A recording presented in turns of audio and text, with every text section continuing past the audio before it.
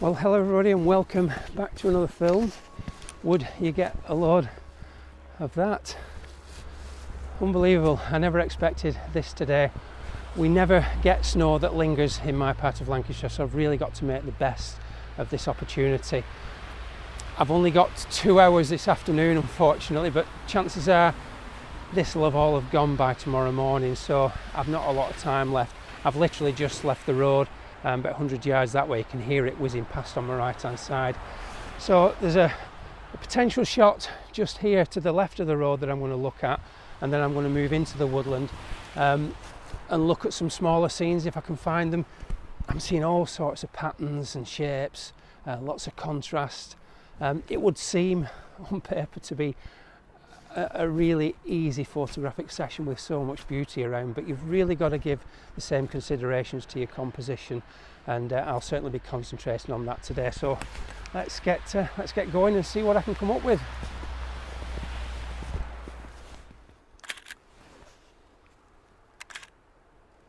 Yeah, I'm really liking that. I'll just move back and talk you through the composition. Just to note that I am right at the side of the road, so there will be some traffic noise, but when the scene dictates it, you've just got to go with whatever you've got. So on the left hand side of the shot, I've got that beautiful multi-stemmed beech tree, and that's creating the nice anchor point on the left hand side of the frame. The way that it arcs over the scene is really lovely. Lots of twists and bends in the branches. Ordinarily, I wouldn't normally go for this, but in the middle foreground there are these two straight trunks. One's a Scots pine and one's a sycamore. I do like the fact that they've got snow plastered on one side, but they serve the purpose of framing the objects in the background. So between the two trees, as I've said, in the middle foreground, you've got two, they look like oak trees from here. I think they're oak trees. There's a sort of one in front of the other, but they look like a single tree splitting at the base. That's in the gap, and also at the back there's a lovely shapely oak tree in the back as well. So it leads your eye through, and these almost serve as a doorway for your eye to go through the image. Now there are a couple of things that I'm not keen on. I'm not sure whether you can see that on this video, on this the way that the camera's set up, but just down here there's a mountain biker being through, and it's churned up the leaves, so I've got like a bare patch of brown in amongst all the white. I could clone it out. I'll see how it looks when I get it back. I did lower the camera to try and exclude it, but I found that there was too much empty space in the foreground and not enough going on in the background, so I've lifted the camera back up. The other thing that bothers me slightly on the right hand side, the beech tree here, has got a branch that just seems to come in from nowhere, but given everything else within the scene, I'm prepared to let that go. So in terms of settings, I've got a 28mm lens, which is roughly about a 24mm in full frame terms. I'm on 100 ISO, f10 and a tenth of a second. So I'll put that on now.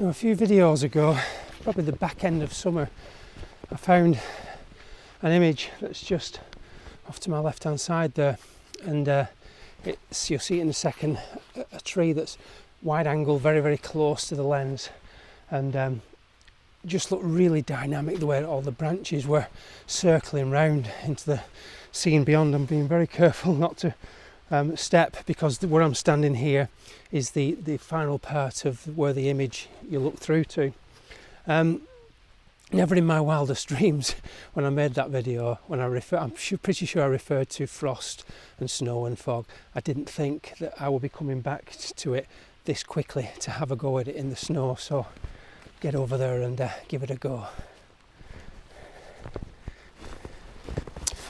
Well, if you haven't already guessed it, there's my tree off to the right hand side. If you didn't see that summer video, go and have a look, and you can compare the conditions to what it is today and see how the images compare.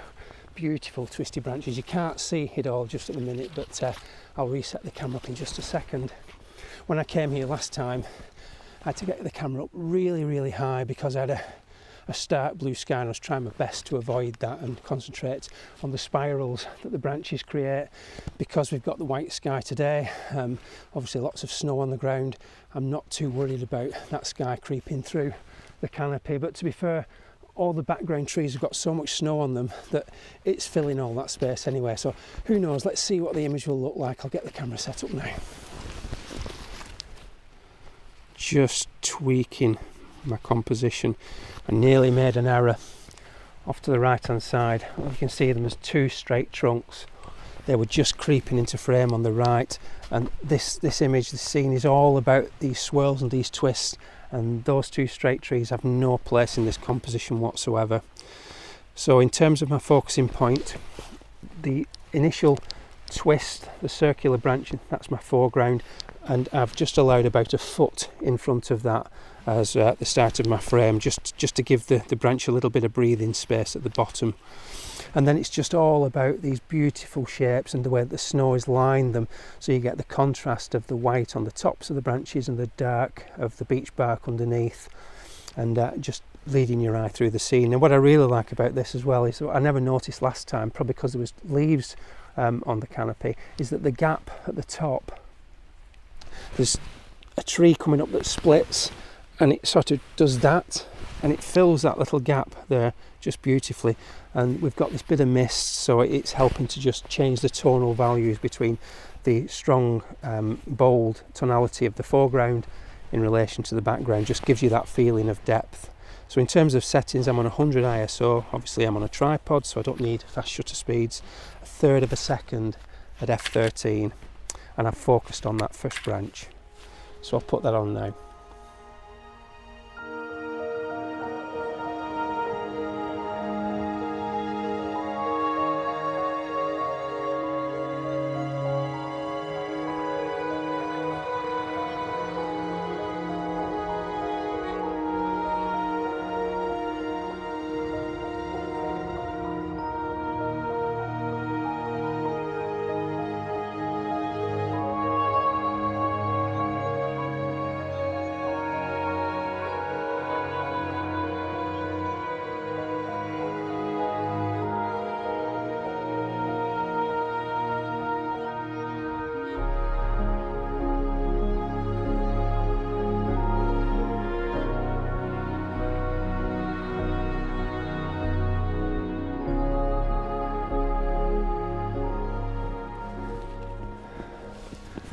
I'm liking the scene behind me. I hope it works out as well as it looks on the little video camera there. These beautiful, beautiful trees here. You know, I'm not even sure what they are. I've not been down to have a look because I don't want to ruin it, but I love the way that the contours of the land help to frame the trees. I'll just stand back so you can see. Really lovely. There's mist coming in now over the pine woods behind, so it's really creating a nice ethereal look. I've got some high expectations for this shot, so I'm going to get the camera up quickly and get it before it goes. So those of you that watch my films regularly will know that I score my images from 1 through to 5, one being an absolute disaster, and the hope is that at this stage in my photographic journey I can recognise those when I see them. 1s and 2s I generally leave well alone. 3s are what I try to get as a bare minimum for the channel. 4s are always nice to have, and I'd like to think they come along fairly frequently. The 5s, however, once, twice a year if you're lucky, as far as I'm concerned. Those are the images that they're the ones that keep me going. This, I'm quite confident for my scoring system that this is going to be a 4, and I'll explain why now.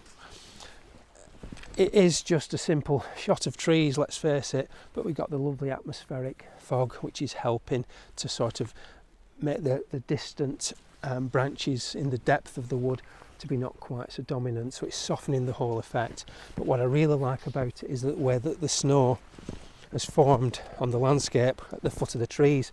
Now if you look at the multi-stemmed one there at the back, you'll see that the snowbank has come down and it's created like a bowl effect, and it frames the base of the tree because the shadow really picks out the way that the snowbank has sort of gone round to the left hand side of the tree and created a light line and then a dark shadow. That really picks out nicely on the camera. Similarly, you've got another snowbank here in the foreground that frames this tree on the left hand side.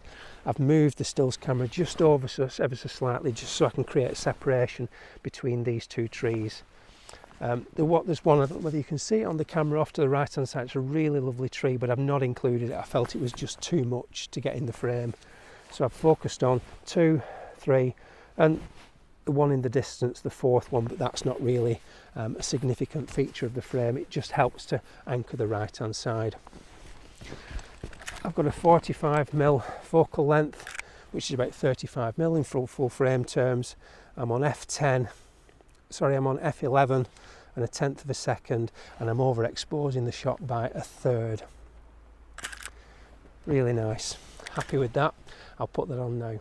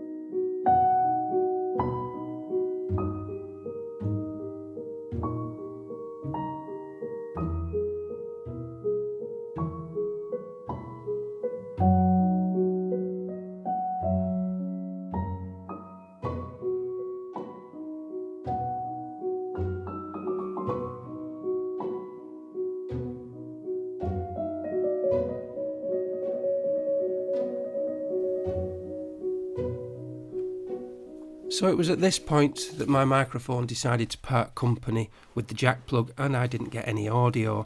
So what I'm trying to say is that it's 3:30 in the afternoon and I'm losing the light, so I need to be quick. But what I wanted to do today was to create a small scene. Up until that point I've been so fixated with the broader scenes that I'd neglected to find one.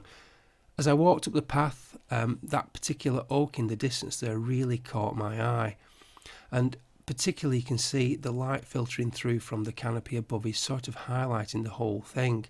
You've got these lovely lateral branches at the sides, and then you've got that split there at the top.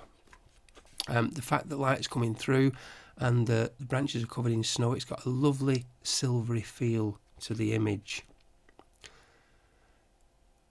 I have a 160mm lens on, so that means I can close right in on the scene, and because there's a distance between me and the subject, the fog is exaggerated by that distance. In terms of aperture, I'm on f11, which is a nice sweet spot for that particular lens, and I'm at 1/4 of a second at 100 ISO. Overall, I think this is going to be a lovely scene, and to me it almost looks like it's underwater when you look at it through the camera. I think what I decided here was that I was going to zoom in with the video camera and try and give you an idea of what it looks like through the lens of that camera. So this is the tree here that I like the looks of, and look at the light just coming down on those aerial branches there. You see those lateral branches coming out and that split at the top. Really like that, and I've gone in close and I've framed just those parts. Just zoom in there so you can see there's more of a crop off the left and right, because of course this video camera is 16:9, so it'll be a little bit more square than that, but really liking the looks of that. So at last I feel like I've got my intimate landscape, so I'll put that on now and see you in just a second.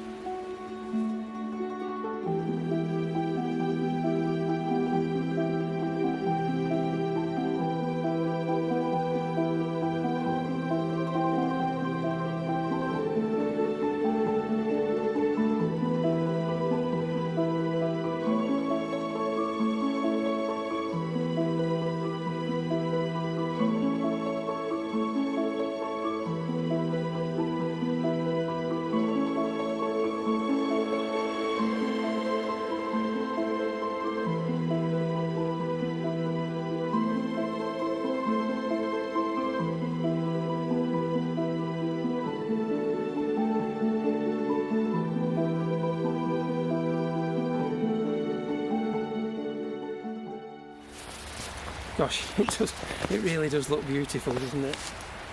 But the ISO on the video camera's cranked right up. It's getting really quite dark now, so I'm going to call it a day. It's been a really great afternoon. I've enjoyed myself. It's been a bit frantic, but I feel I've got something worthwhile.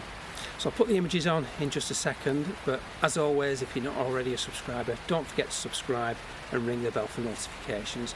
Leave some comments below, let me know what you think of today's images, and if you want to support the channel, there's YouTube membership and also Patreon, and you can join either of those from as little as 99p per month, and what you get for that is early bird access to all the videos, and I occasionally post images on there that you don't see anywhere else, with discussions around those. So until next time, thank you all so much for watching. Bye for now.